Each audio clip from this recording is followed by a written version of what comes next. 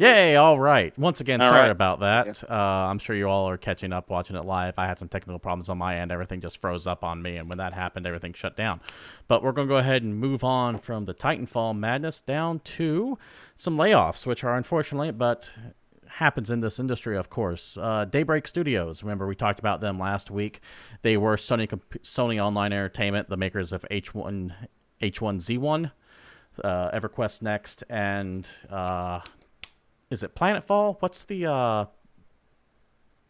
PlanetSide? PlanetSide 2. They got bought up by another company recently and became Daybreak Studios. And much like whenever you buy up a company, there are redundant positions. People have to be let go. It happens, unfortunately. In an email sent to Polygon, Daybreak Studios responded with, quote, "As a part of a strategic decision to rationalize the business, Daybreak Game Company announced today that it will eliminate positions in both its San Diego and Austin studios. This alignment of resources better positions the newly independent studio for future growth opportunities and developments, including delivering on its legacy of making top online games and establishing a solid foundation for future multi-platform success.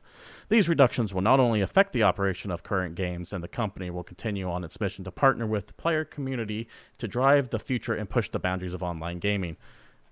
Essentially, what they're saying is, sorry, there's redundant positions. We're getting rid of some people, and we want to put our own people in place. So what exactly do you do here? Yeah. It sucks. It happens when mergers happen. Like, you can't have two general managers of the same team, for example. Or sometimes they just flat out want to put their own people in. Yeah. They pick and choose the talent that they want from the company and splice it in with their own and make kind of their own pseudo studio out of the remnants of what they just bought. Exactly. But they did buy all the properties. So... yeah, shit happens. Sorry, we wish you guys the best of luck. I'm sure you'll land on your feet out there. Moving on to something that's a little bit more egregious, though. Evolve's DLC insanity. Man, Now, Evolve I feel like wanted it. I feel like this is a game we're going to talk about every show for the rest of the year. There's a Constantly. good chance. Here's the thing about Evolve. I was going to have a spreadsheet that I can bring up here, but I couldn't get the fucking thing to fit on the screen without looking extremely blurry because there was so many stuff on it. It's bigger than the Watch Dogs spreadsheet. So you have to trust me when I say it was insane. Yeah. It's frustrating. What's more frustrating is the fact that you can buy a season pass for it and it still doesn't come with all the DLC. In fact, there's $60 of extra DLC that you can buy separately outside of the season pass. Now, to be fair, a lot of that skins and hats, but if I'm buying a DLC season pass, I want all my goddamn DLC with it. Yeah. So what does the season pass even come with? Punters and monsters, from what I understand, but even then, there was some exclusive to pre-order bonuses. It also comes with stuff that's not out yet. So it's like the potential of getting more game down the line, which is one of the things that I hate so much in the current industry. Goddamn stupid. It's basically they've figured out a way to throw a little bit of the Kickstarter mentality into AAA full price games by making you pay $60 for the game plus another. What's the season pass for this? $20, $30? $25, I believe. And with that, you get a little bit of extra now. But if we release some more stuff and we decide that you can have it, we'll give it to you. But if we think we can squeeze more money by making it a separate purchase, we're going to do that instead. And you have no way to know. It's just disgusting. I was about to say gross, but I'm tired of saying gross because it's overused on Twitter these days. It's horrible. For everyone watching, and I know there's millions of you guys watching, join us in protesting pre-ordering games. Like, we just don't do it. Don't let them take our money for nothing anymore. The days of running out of copies are long gone. It's all digital downloads, disc-based like media that. and digital downloads. Yeah. And since most games ship unfinished, there's no reason to be an early adopter for a video game. At this point, wait until the gold edition comes out and buy it for cheaper. Absolutely not.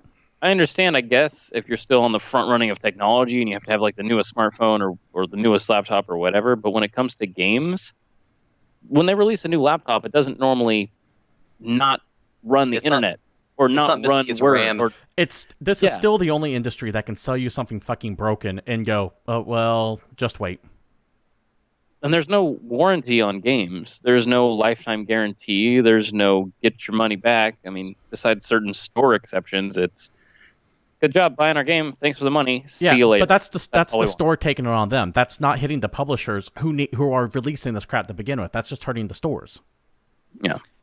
Yep. So when you pay money for a game that's not out yet, you're just letting them take it and letting them continue that trend. It's why EA became such a monster and turned out so many of the same games for so long. It's just an issue in the industry. Yeah. Don't pre-order your games. Bottom line. Or we'll hunt you down. And do things to you. Something a little bit more happier, however. There's a couple of big charity events that happened recently. Now, one of them was World of Warcraft had this pet. It's this little blue-green here. In fact, I'll show you here. 1 second. It's this little, like, it looks like a Drenary to me, a four-legged one. It was called Argy, and they raised over $1.9 million to help with Ebola relief in Africa. Go on them. People eat those pets up. But in addition to that pet, there was a Twitch stream recently with 160 hours long called Awesome Games Done Quick. Yep. And it was a bunch of people speedrunning all these games to fight cancer. And they made $1.58 million for cancer research. So go gamers. There's been a lot of bad gaming press over the past 5 months or so about how gamers are horrible, horrible people. So it's cool to see something like this come along and kind of show that not everyone is a horrible douchebag. Yeah, I really like the Awesome Games Done Quick. If you're not much of a speedrun fan, it's kind of interesting, especially if you played a lot of old school games, because there's a lot of fun old school games that they'll run through, and it's impressive to see what they do. They have like traditional styled speedruns where they actually go in order and play the entire game, and then there's the glitch versions of the speedruns where any little shortcut they can get that makes the game go faster, then they're going to take it, because if it's in the game code and allows you to get away with it, then why not? Right. And there's a couple of different camps there, but it's really interesting to watch, and you see some really cool things, and you learn some tricks in games that you maybe never thought of. Yeah. Go ahead. They actually do this every year for some kind of cause as well. They raise a ton of money. If you haven't watched them yet, go watch them. It's a lot of fun. They're on Twitch all the time. Like different months, they kind of do different charities and everything. They play a lot of games. Like I love. They've done Final Fantasy VI, Chrono Trigger, Metal Gear. I watched someone beat Metal Gear in an hour, which that was really impressive. Zelda, like they do all the classic games. Yeah, I watched someone do a speedrun of Ocarina of Time. I watched Mario Sunshine get done in like 2 hours. There's some really cool stuff on there. Yeah. One of my favorites was actually watching the speedrun of Dark Souls. Because watching some of the stuff that those guys get away with, I'm like, that made me a better Dark Souls player. Dude, I didn't realize I could do that. Like in 30 minutes. It's nuts. It's ridiculous. Yeah. But yeah, so awesome. Finally, some good press coming our way in the light of the horrible SVU episode that happened. So yay, gamers, go gamers. But don't think for 1 second sales dropping off at all, because the NPD just released their numbers for January. NPD, for you those who don't know, is like a big marketing group. They keep track of sales figures, sold through, sold in, inventory stocks, what positions of what consoles were in what. And January 2015's numbers just came in. They usually come in about a week or so after the month ends. And PlayStation 4 was the top-selling console in January and remains the overall leader in current generation sales with 18.5 million units sold. Both the PlayStation 4 and Xbox One are outselling their predecessors in the same amount of time. For example, PlayStation 4, 15 months in, is selling more than PlayStation 3 was 15 months in. The Xbox One is selling more than the Xbox 360 was selling 3 months in. And they both have a 60% higher install base. So, which is awesome for developers. Yeah, it means that they know that the console's getting there, around. And there's a really good reason to start developing for those consoles. And I think that's one of the big reasons why they're actually selling a little bit better. Well, that and they're cheaper, because when the PlayStation 3 came out, that thing was like $600 when it was first released. And it launched and it was like locked to a lot of developers. Like there were few people who could get the maximum of that PlayStation 3. Yes. As far as games go, Dying Light, no real surprise there, was the #1 selling game in January. David, you still playing Dying Light? Yeah. Did you finish it up? You haven't finished it up yet? No, there was a game that was released last week that caused an issue with that. Oh, yeah, I heard about that. It's called Monster Hunter, right? Yeah. Yeah, I hear chives like that. Yeah. Chavs, don't worry about not chives. Monster Hunter? What's up? Come on, son. But yeah, breakdown of the top 10 games here. You have Dying Light, Call of Duty Advanced Warfighter is still #2, Grand Theft Auto 5, Warfare. did I say Warfighter? Yeah, you I think did. that's the Ghost Recon one. Grand Theft Auto 5, number 3, Minecraft, NBA 2K15, Super Smash Brothers, Far Cry 4, Madden NFL 15, Destiny, and FIFA 15. One thing interesting of note, if you look at these systems, one, it's across all systems. They combine all the numbers. 2, the system that comes first is the one that sold the most. For example, Dying Light sold most on PS4, then Xbox, and then PC. Call of Duty sold most on Xbox One, PS4, 360, etc. Gotcha.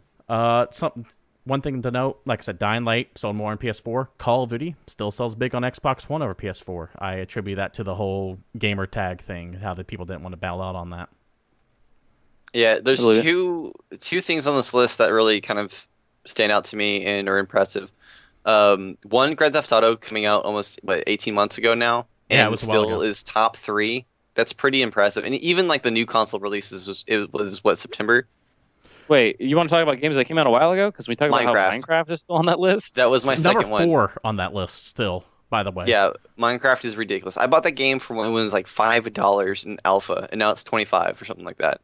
You know, I wanted to make fun of Microsoft a little bit when they decided to throw down tons of money on Minecraft, but they're still raking in tons of cash. I mean, it's kind of ridiculous. Oh, absolutely. Yeah. Minecraft is definitely a juggernaut. I got nothing more to add on top of that. Something that I hope is I just honestly gave up on it a really long time ago. something I else played that once, if you know. So something else that I hope is also going to be a juggernaut is Helldivers. Have you guys ever heard of Helldivers? Helldivers looks interesting.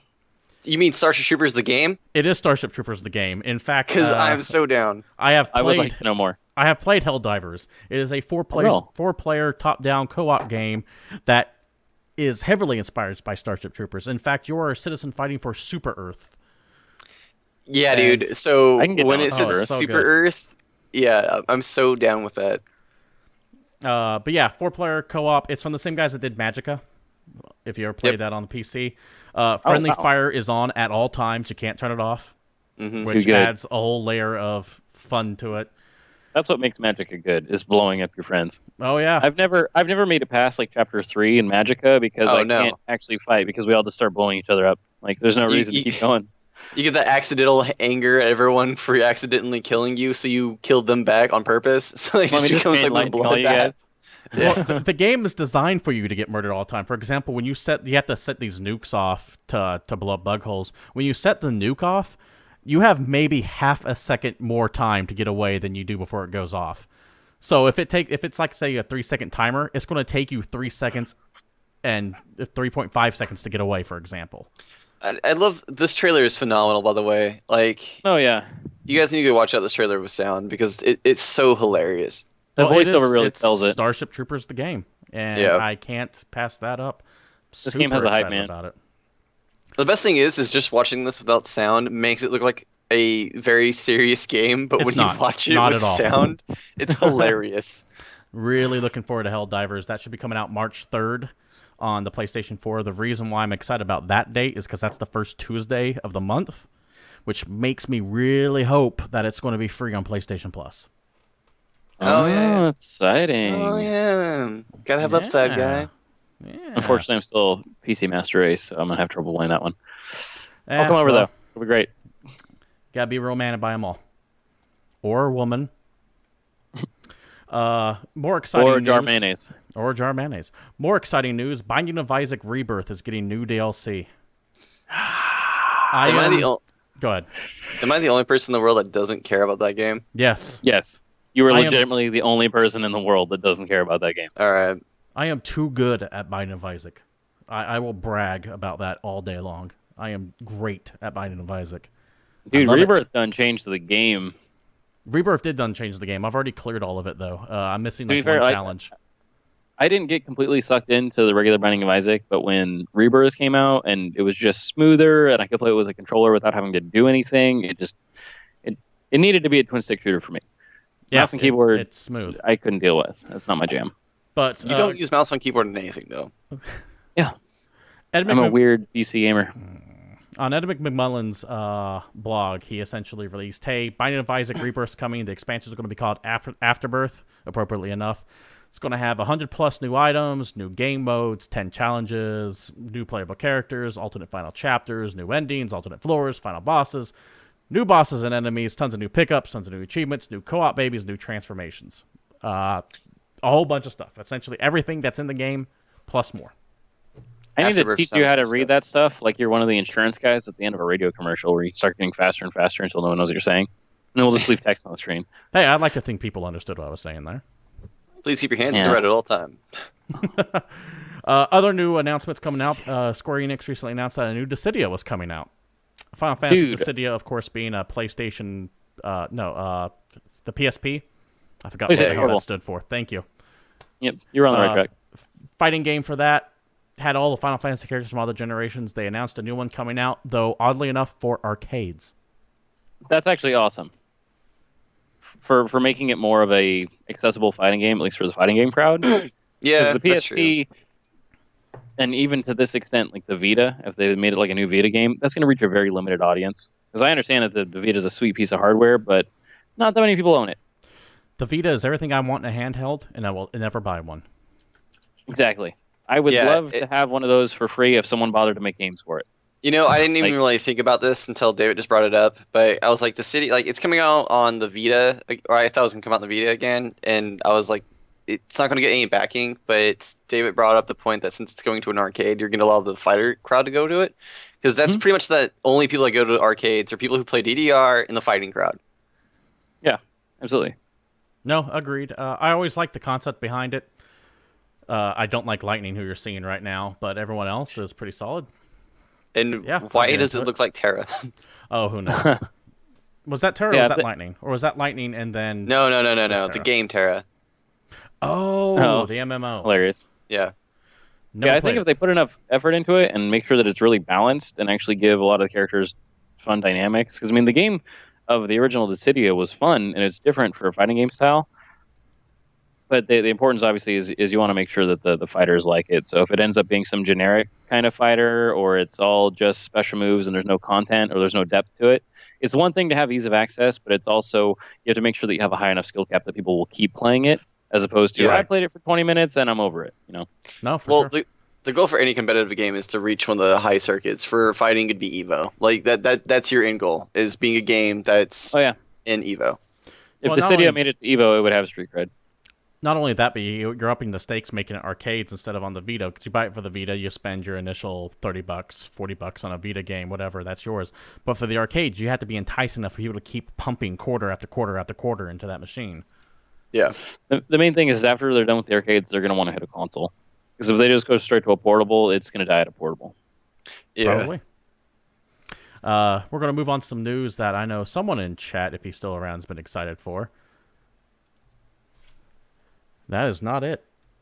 That is also not it. This has all gone to hell. Oh, God. You're the worst at this sometimes. And by anyways, Battlefront 3 is coming there out, we go. apparently. Star Wars Battlefront 3 rumors. Jesus Christ. We have a new scrolling ticker down there. I'm trying to figure it out. Please forgive me. I think that's causing some of the issues that are going on right now. Scrolling tickers are the ticker of scrolls. But yeah. Star Wars Battlefront rumors. I was waiting for one to come by that just said bees? Question mark. There is a fan website called MakingStarWars.net. They essentially had a bunch of rumors come from Battlefront 3. Take them with a grain of salt. They've been extremely accurate before in the past, but they've also been way, way off. But if some of these rumors pan out to be true, we're looking at some cool stuff. The first one being that Battlefront will feature segments in which you play both the good guys and the bad guys, like before. Specifically stated that there'll be a small portion of the prequel trilogy content, and you'll participate in a couple battles from Star Wars to Clone Wars and space battles above Coruscant for the beginning of Revenge of the Sith. So, a little bit of prequel content. I think we're all fine with that. Prequels had some merit. It's a Battlefront game. If it's going to be a good Battlefront game, it's going to have everything, and you're going to play from the start to the end. Yeah. Understandable. It's one thing to hate the prequel movies, like a lot of people do. Well, a lot of people over a certain age do. But the universe, and I mean, if you think of like the Clone Wars cartoons and some of the other stuff that they've built off of that, so staying away from like this core Star Wars storyline, but the expanded universe that came up from the prequels, I mean, there's a lot of interesting stuff to delve into there. Oh man, the Flash cartoons, I was so hype about that shit. And if you haven't watched the Flash cartoons back when they originally came out that led up to the third movie, General Grievous was by far the coolest character in that universe. And then the third movie came out, and I was like, who is this pussy that Obi-Wan just like destroyed? Oh yeah, Because in the Flash cartoons, he was a fucking monster. he wrecked things. He was Yeah. Watch definitely more awesome. cartoons. Cartoons are- Additional rumors, once again, these are rumors, unconfirmed, unsubstantiated, they'll just come from a site that's been pretty accurate before, that the last section of the campaign to Battlefront 3 takes place before and during the opening sequence of The Force Awakens. Don't expect anything too revealing because the game is expected to ship a month before the movie releases. Essentially, you're going to see some new movie content in there as well. Pretty sure You're we gonna called see that just last enough? week. Did we Making talk about that last week? Yeah. Me and David brought up the Yeah. point that it was probably going to be released alongside of it and have a movie stuff in it from the new movie. Yeah. Some amount of content. Extra rumors, apparently supposed to be playing characters from both the Empire and the Republic from Force Awakens. Also, there's going to be someone with the last name of Tarkin in The Force Awakens. Oh, Don't know if he's going to be Grand Moff somehow resurrected. Don't know if it's going to be his grandson. Don't know if this is complete bullshit. Like I said, all rumor right now, though. Would be interesting to see. grandson, Lieutenant Tarkin. I like it. I can dig it. One bad piece of information. The downloadable content plan for the game is extremely aggressive. Expect Oh, up that's to right. It's being made by Texas. five DLC packs for the game. The first coming out at the end of 2015. Each pack will be themed, with the first 2 or 3 being exclusively based around content from The Force Awakens. But yeah, DICE. So expect the same DLC plan that you see for Battlefield. God damn it. And then I remembered it was made by EA. Yeah. Well, Fuck. just remember that you can get this game. You can be excited about this game. Just don't pre-order it. it. Don't pre-order it. And Yeah. Buy the when day all it the comes out, DLC sure. comes out, you can be super excited about that, but you can just not buy it immediately or buy it after it's released. Exactly. Or just If wait any of for y'all Steam sale, motherfuckers buy pre-order all this the game, I'm DLC for kicking $12. David out the window. Some other interesting tidbits. Some map names were revealed, like Hoth Episode 5, Endor Episode 6, Alderaan Coruscant. Though the last 3 kind of caught my eye. Was Tatooine Episode 1, so prequel trilogy, Tatooine Episode 4, and Tatooine Episode 7. Yeah. Okay, forget what I said. Everybody get rock hard for this. Yeah. But I yeah, that still kinda, want my Taming of Kashyyyk. that was Battlefront 2, right?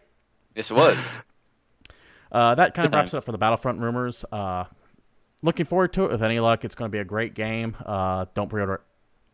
Yeah, I'm really, really hopeful for it, but yeah, same thing. I'm not going to pre-order it. I'm going to wait for it to come out. I'm going to look at it, contain my excitement, and wait to buy it as long as possible. For Dying Light, I made it almost 2 days. For Monster Hunter, I made it until midnight. So Go to midnight releases. Go to midnight releases if you really want to have fun. Go to midnight releases. Well, with But any luck, reviews will be out by then. You'll be able to pick up an idea of how the game's Yeah. going to be. with digital downloading, you can get it at midnight anywhere you want. If you like the atmosphere, go hang out, have a fucking cheeseburger or beer at a midnight releasing. Do whatever you want to do. Don't pre-order it. Just but don't you'll have fucking enough pre-order press on it to know whether or not it's coming out as a broken game. Unless they decide to pull Ubisoft and block off all the reviews, you should have a good idea of how that game should be shaping up. And Back in my day, when you Ubisoft would- does stuff like that, you need to be aware of, maybe I shouldn't buy this. Back in my day, we'd wait in line for 12 hours for midnight releasing for a full game that was worth $60. Mm-hmm. Speaking of broken shit, we're going to see if this works. 1 second. Hey, all right, it did. Is Soldier Soul the next game in the Soul series? Namco Bandai, who owns, they're the publisher from all the From Software games, essentially trademarked something called Soldier Soul recently in Europe. Now, it's not Soldier Souls. The key difference there to the Demon Souls, Dark Souls trilogy, though this could be the 4th game in the Souls franchise. I know you got Bloodborne coming up, but it's technically not a Souls game. Yeah, I know it's also David technically not praises the available on sun. PC. I do not. Yeah, Sean there never cared too much about the Souls series. I am indifferent on it. I play them, I enjoy them, but I'm not hardcore about it. David, however. I'm way all about it for sure. Yeah, the Sun dude Bros for definitely life. praises the sun. Sunlight for life. No big deal. So, yeah, it'll be interesting to see what comes from that. They trademarked the name out in Europe. It could be something completely different. We don't know. But So Well, any guesses on what Soldier Soul could be? Could it be a futuristic soul? I would really hope that whatever they do storyline wise with that game is they bring it more in line with the like Demon Souls and Dark Souls, as opposed to the way Dark Souls 2 is. Because and that game was fun. They kind of broke some of the immersion for me. fair enough. Here's I've what heard would that get me to complaint. play this game: is if Soldier Souls was a descendant of these Dark Soul games, Demon Soul games, and if it's set in World War I. I would play the shit out of that game. I don't know how to handle that. I don't know. Yeah, how it to- just blew your mind, didn't I? No response to that at all. I couldn't even tell you if that's a good idea or not. Great Would be idea. interesting. You know what? Make it World War II, because at least Nazis can summon demons then, and then you can fight them. Wait. Oh, Well, we've because you're had aware of that. the fact that one of the main thing with Dark Souls and the Souls franchise, boy. you kill big monsters, you get their souls, and then if you take that soul to a certain shopkeep, you can make a weapon out of it. I'm just thinking of all the weird Nazi weapons you're getting out of those evil generals. You can make a bar out of fucking like German souls, fueling the American onslaught that is World War II. Hey, as long as I can get a German soul boot to drink out of. All right, fair enough. All But right, yeah, any soul news? Why is are good we not news. making games? because we suck at it. That's why. I can barely run a podcast without it crashing on me. To be fair, I'd also be happy if From So we Software can to go make work for another BA. board game for me. We're going to move on to new releases that coming out this week. Total War Attila on the PC, follow up to Total War Rome 2 from the Creative Assembly. You got Dead or Alive 5 Last Round coming out on next-gen consoles, PS4 and Xbox One. You got Max Kirby. Jiggles. What was that? Max Jiggles. Yeah, Dead or Alive. Team Ninja loves to have the jiggle factor in there. Kirby Just and make the sure you Rainbow say your age is 99. Sorry. Kirby and the Rainbow Curse on Wii U, and my most anticipated one, The Order 1886 on PlayStation 4. Absolutely. So the order for me is the Alan Wake of last gen, if that makes any sense to people. So when I first saw the PlayStation 4 release and everything like that, 1886 was the game I was like, I want a PS4 because of that game. So when 360 came out, I was like, I want 360 for Alan Wake. This is the reason why I bought a PS4 as soon as I did. This game actually looks really good. I liked. I'm going to compare it to when Underworld the movie came out. It reminds me a lot of that taking place in the late 1800s, but humans instead of vampires. It's humans versus werewolves. It's got a very steampunk look to it. I love like the kind of steampunk high technology in the early centuries vibe. A lot of games are kind of going with You these like days, its and a lot aesthetic of a books. lot. Yeah, I love it a lot, and I like fucking werewolves. Now, there is a bit of controversy with The Order out right now.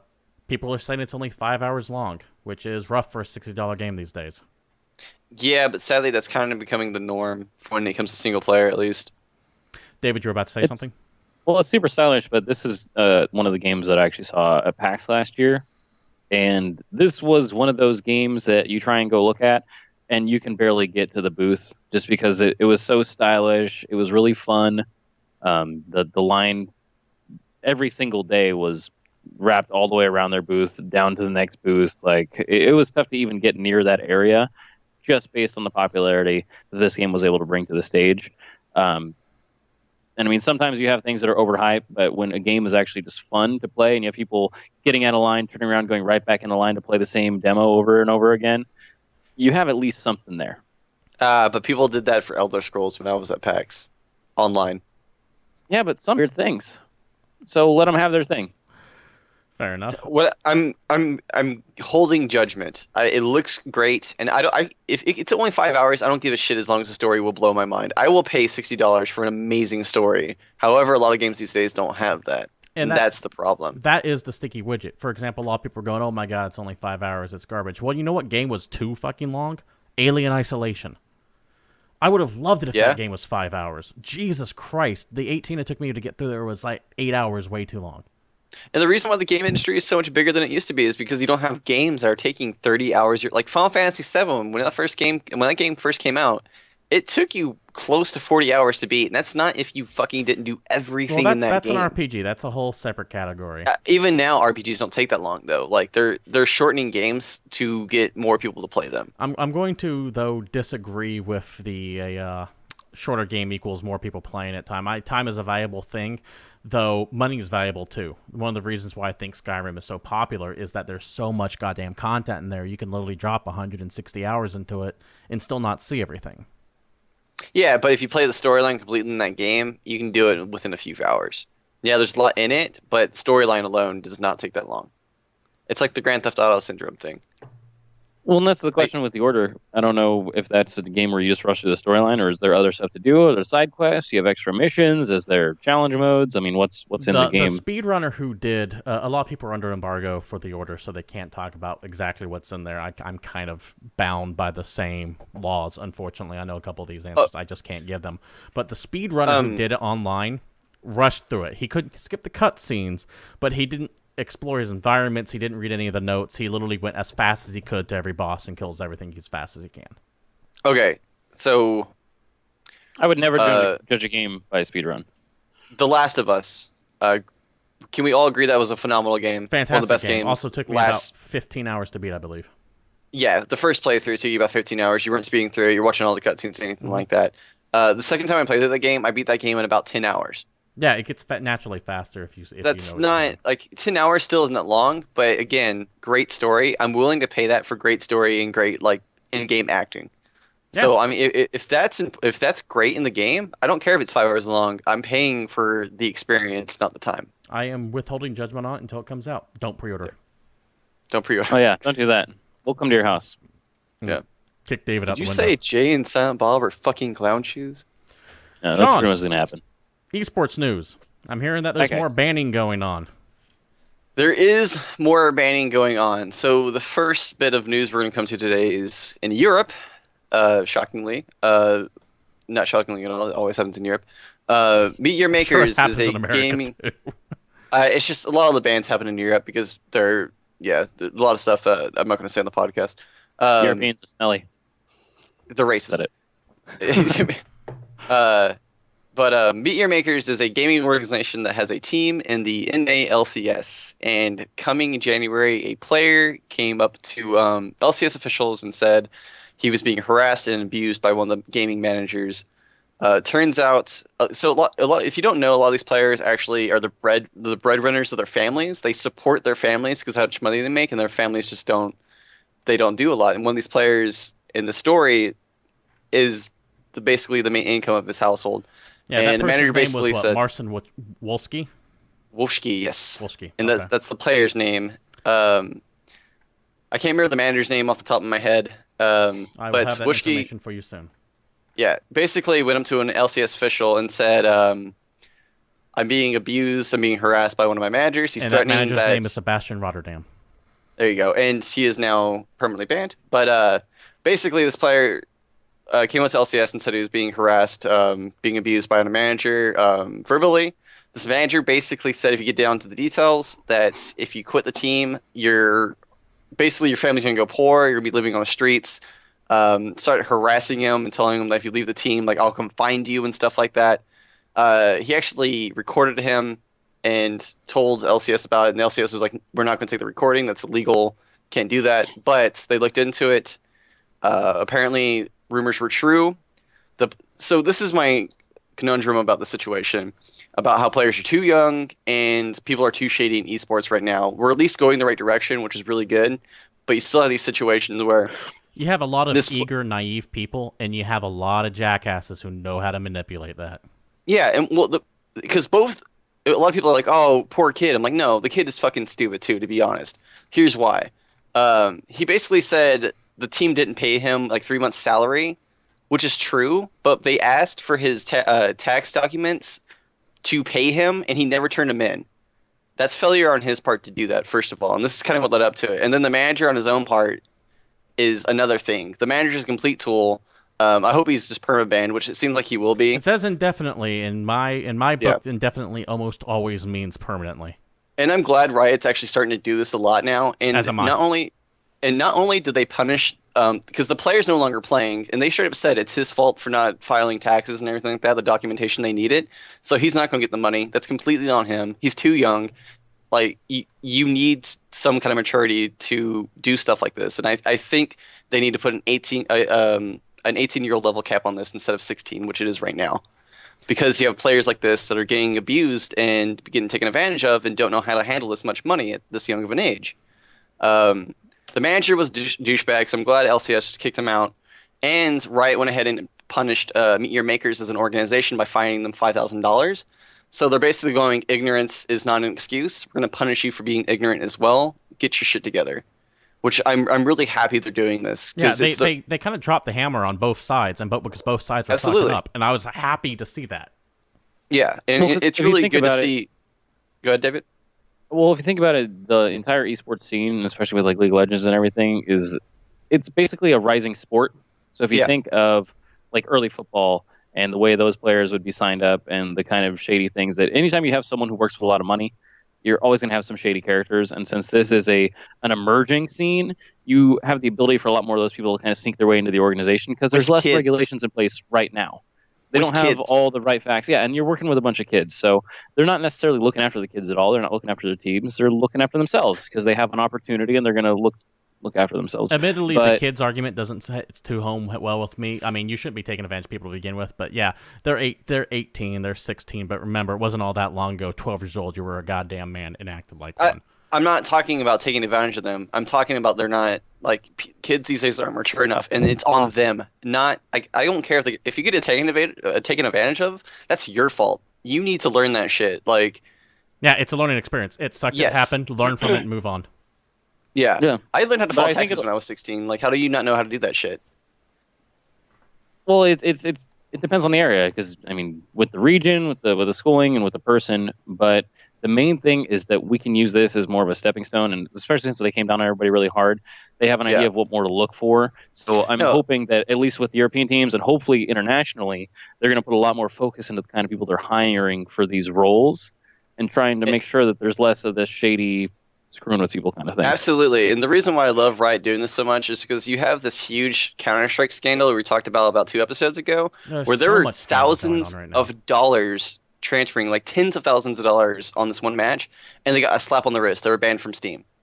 But there was no other action caused. Like, this is, I know this is pretty minor when it comes to stuff like that. Yeah, abuse is bad, don't do it.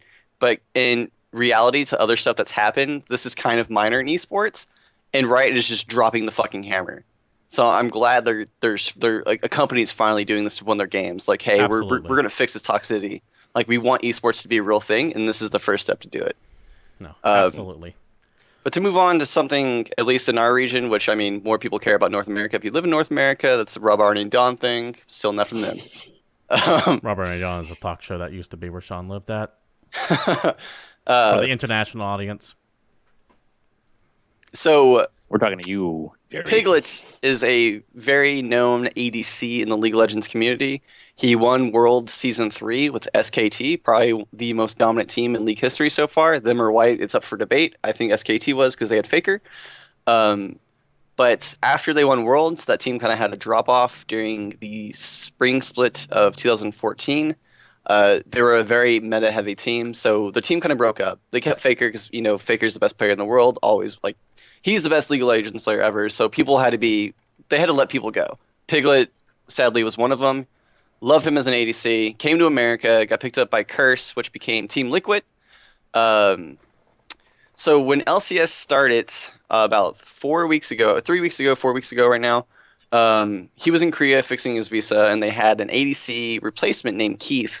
They went 2-0 with this replacement. So when people were like, oh my god, when Piglet gets back, they're going to blow teams out of the water. Piglet came back, they started losing games, actually. Like, it went downhill. Piglet was just benched for Keith. So it's kind of big news because we had probably the biggest name ADC in the world 2 years ago, now being benched in the weakest region in the world. Yeah. Wait, did he just get Alex Smith? Yeah, he just got Alex Smith. Okay. That's rough. But apparently, from what I understand, the head coach, Peter Zeng, made a statement Monday that essentially said, quote, "This decision was not made lightly. There have been ongoing issues during scrims/training that have resulted in poor team dynamic. Our staff and players have put in a lot of effort toward improving the situation, but unfortunately have not made as much progress as we would have hoped. We understand that this is not easy for Piglet, and we will continue to do everything we can to resolve the issues at hand so that he can return to the LCS in the future. But at present, this decision is in the best interest of the team." So I don't want to say they threw him on the bus, but they more or less said, guy's fucking up. So to go more into detail on this, apparently he was just toxic with the team, which is I haven't heard this about Piglet, but he is a Korean speaker. He does not speak English very well at all, and he's in America now, so I can see him getting agitated more. But apparently the main reason why they're kicking him off is because he's having toxic issues with the team and putting everyone else down. and they're just not getting along with them. Now, his support special used to play for TSM for years. I think he's the best support in North America and probably top 3 in the West. He also has kind of character issues, so I can see this lane really clashing because they're both kind of alpha males. They need a beta male to either support or play ADC with them. So when I saw this on paper, I went, this is going to be awesome. And then when I thought about it, I was like, this team actually is probably going to self-destruct. And it actually did happen. I love Piglet. Piglet's still one of my favorite ADCs. I'd love to see him do well on a different team. I just think that the support ADC roles clash really heavily on this team. I hope this kind of gets under his skin and he plays better from this and wants to fix his issues and kind of take a step back, especially playing like special, but I don't think that's happening. I think he'll end up being... I think he'll go back to Korea and playing on a second-tier team, honestly, and I don't blame him for that. But, yeah, it kind of sucks because I do love Piglet so much, but I think Team Liquid is going to be a lot better because of this, because I think their dynamic with Keith was a lot better from what I've seen so far. Well, sometimes it hurts, or sometimes it's good to have your pride hurt a little bit, especially when you're thinking you're the shit and you show up and I'm trying to take control of the situation. I mean, I don't know the exact details, but I feel don't like even the way think you're it was that. describing it. Because, like I said, he went from winning worlds to I play North America now. So I think his pride was already hurt. So maybe he had got an attitude because of that, and that's what's happening. Because before he moved to North America, I've never heard problems with this guy before. Well, I'm almost thinking he showed up to the NA scene, and he's joining an NA team, and he's like, I'm Piglet. I was in Worlds. What have you guys done? You need to listen to me. We need to play this my way. I mean, it's something that can happen. But the thing is maybe he's right and Special needs to fall in line. Because guess what? He's won Worlds. What have you done?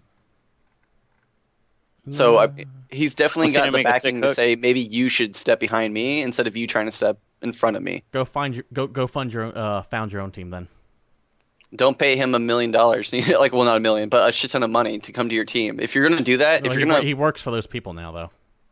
Exactly, but if you're bringing it's a sports thing. It's not like a business. If it's a sports thing, your highest played pair is the person you're building around. Piglet is their highest played player. But they still train as a team. They still have to listen to their coach. They still have to learn to operate together. Absolutely. But again, when you play in a 5-man team, it's like basketball. You have one key player, you build around that player instead of building around as a team. Your gameplay is based around one player or 2 players, not the entire team. You have position roles you fill in around them that are sub-tier players but know exactly what they are. They have roles on the team, they know what they do. They're not trying to be the hero. And I feel like that team has too many heroes. And that's more management's fault than the player's fault. Well, if Piglet's as good as it sounds like he is, he'll be sure to land on his feet pretty quick. Was there anything else you want to go ahead and sum up on esports stuff, Sean? I heard something about power rankings coming out. Yeah, the official power rankings for international play finally came out, like the legit ones. And just to go down a few teams on there. Yeah, give me the top of every bracket. Oh, I'm just gonna give a few names of international that I think were surprising, because to go down every bracket would be kind of hard. Basically, in the international overall, GE Tigers is #1 in the world. They got that General Electric money. It's actually a Korean team. So GE Tigers, a lot of people have probably never even heard of until this season because they didn't exist, which is really shocking that they're #1 in the world. It's a lot of seasoned vets who people thought were done and washed up, came together, formed a team, played in their tournament, got into Korea, and now they're shitting on everyone. Well, GE brings good things to life. They've lost 1 game in 13 games. And one of those games was to the 3rd best team in Jin Air, which Jin Air is a shocker to me. Jin Air was a bottom-tier Korean team. Yeah, they're now 3rd in the world. 3rd in the world.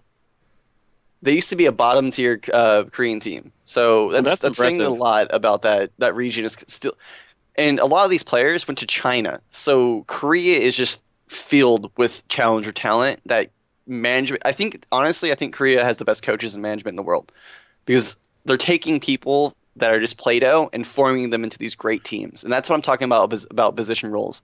You get one player and build around them, and you have a great team. Cookie dough when he first showed up. After a week, he was carved of wood. Yeah, they fight club people. Like, they straight up fight club people. Well, it's also nice because if you have a lot of player talent that you're pulling from the challenger leagues and not from the existing pro scene, that means you're having people that had to make their way through this tier. And I feel like in the challenger level and even in the other upper level skill league tiers, there's going to be more dynamic play and more changes. Yeah. I mean, you're not going to have we're going to play these 12 champs, we're going to ban these 6 champs, and that's how every game's going to go. When you're trying to make your way up there, you have to think outside of the box. You have to do more creative stuff, and pulling from there, I think, is a great idea. Okay. And one of the big things I do disagree with this on this list is 1 through 9 are all Eastern teams, Chinese and Korean. OMG, probably the best. Second best Chinese team is number 5. Edward Gaming is number 2. They're probably the best Chinese team. Where's And Jacob then- Gaming? I don't get that reference. Don't worry about it. Move on. Okay. Number 8 is Najin EM Fire, which they're ranked, I think, 7th out of 8th in Korea right now, maybe 6th. And they're number 8 in the world. So I think the East is getting a little bit too much leeway here, because SK Gaming, which is by far the best Western team, is ranked 10. Yeah, I'm looking at that. I think they should be higher. I'm looking at that. They number 8 went 2-4, but SK Gaming is 6-0. I don't. Do they kind of do like a BCS with it and throw that in there as well? Yes, they actually do. It's strength of schedule. So Najin EM Fire, I've watched all of Korea's games and China's games so far. Najin EM Fire has by far the hardest schedule of any league team, and all their games are super close. So the record is actually kind of not really telling, because all these games could have gone either way. And they've played GE Tigers, they've played SK Telecom, they've played CJ Entus, which are top 6 teams. Okay. 3 of them are in the top 6. Makes a little bit more sense to me now. Yeah, absolutely. But SK Gaming is shitting on the Western scene, and I think they'd be able to beat probably CJ. I would think they belong in 6, to be honest. All right. And that's probably the most shocking thing to me, and that's where I really want to see that kind of fixed. More importantly, number 1, GE Tigers. Do they belong there? Absolutely. Okay. Their team plays. They lack mechanically in some of the lanes, but their team fight, and their warding vision is just disgusting. Excellent. If you want to learn how to play as a team, go watch GE Tigers last week. They played SKT. Their team fighting is phenomenal, and they're the only team in the world that runs a comp called Kagurma.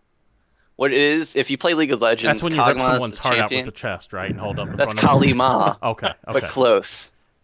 Kagurma or Juggerma as they call it in Korea, is you play Kog'Maw, which is like one of the most immobile AD carries in the game, and you just build around him. So they play very high utility. They play Lulu, they play Orianna, and basically they put him in the front line and just shield his dumb ass, so no one can kill him, and he just does ridiculous amounts of damage.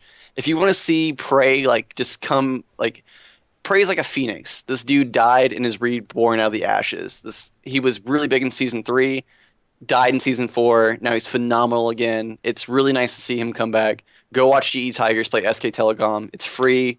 Twitch.tv/Riot Games. They played on last Saturday.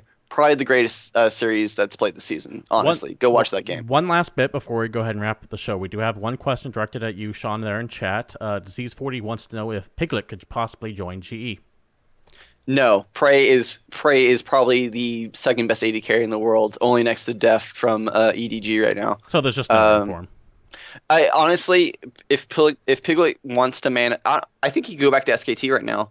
And I want to bring this up, actually. I think SKT would probably be the best team in the world if they got a power jungler or a better AD carry.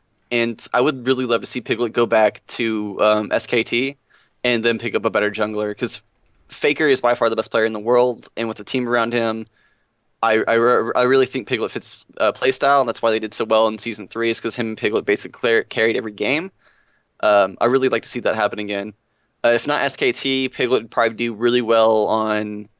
probably a Chinese team, to be honest. Probably Snake. I think Snake would be a really good fit for him. Snake is a Chinese team. They're all Chinese right now. They're about 4th in their region. They really need a playmaker outside of their solo lanes. And I think Piglet's aggressive style really fits Chinese play. Cool. I think that wraps it up for League News. Anything you want to go ahead and throw in there, Sean? I think that's it, man. David, do you have any final thoughts for us? League of Legends is a video game you can download for free online. Thank you for that insightful commentary, David. I'm here to help. Well, without further ado, this has been GamePoints. Thank you for joining us, despite the technical problems we had about halfway through the cast. I am, as always, your host, Steven. You can follow me on Twitter at CapitalistPig21. Down there is Sean. He's a resident esports expert. You can follow him at @thedisco_king. To the other side of him is David. He is at Palshife Satori. You can follow the show at GamePoints PC. I'd really appreciate it if you do. You can email us if you want to be a part of the show with any questions, comments, concerns, anything that you might like to get brought up at GamePointsPC@gmail.com. And you can follow us on Facebook's at GamePoints Podcast. Just type that into your search bar. We should pop right up. We're going to go ahead and sign off with a bit of advice that we've been talking about all week. Don't